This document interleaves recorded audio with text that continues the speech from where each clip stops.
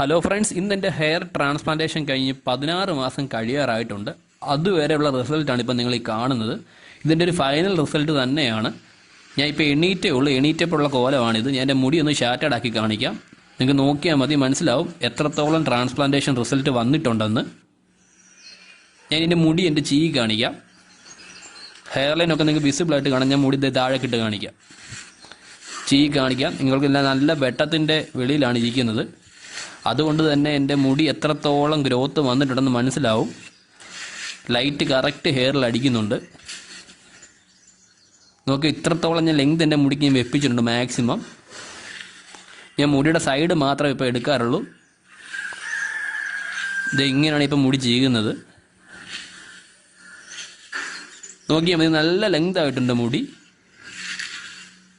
Crown ഏരിയയും എല്ലാം കവറായിട്ടുണ്ട് അത്യാവശ്യം. ഇതാണ് എൻ്റെ മുടിയുടെ ആക്ച്വൽ റിസൾട്ട് എന്ന് പറയുന്നത്. ഇപ്പോൾ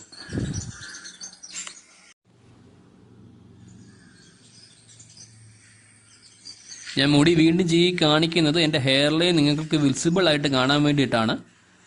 ഞാൻ മുടി വീണ്ടും കാണിക്കുന്നത് മേളിലോട്ട്.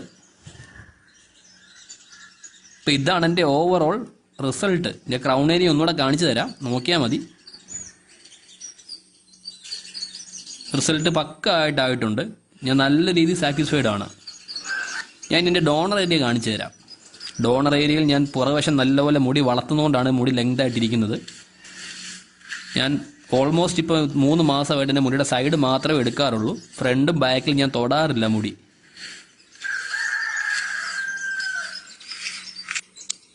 ഇതാണ് എൻ്റെ പുറകിലത്തെ ഡോണർ ഏരിയയുടെ കണ്ടീഷൻ. ഇപ്പോൾ ഡോണർ ഏരിയ മുടി എടുത്തൊന്നും അറിയത്തുപോലും ഇല്ല.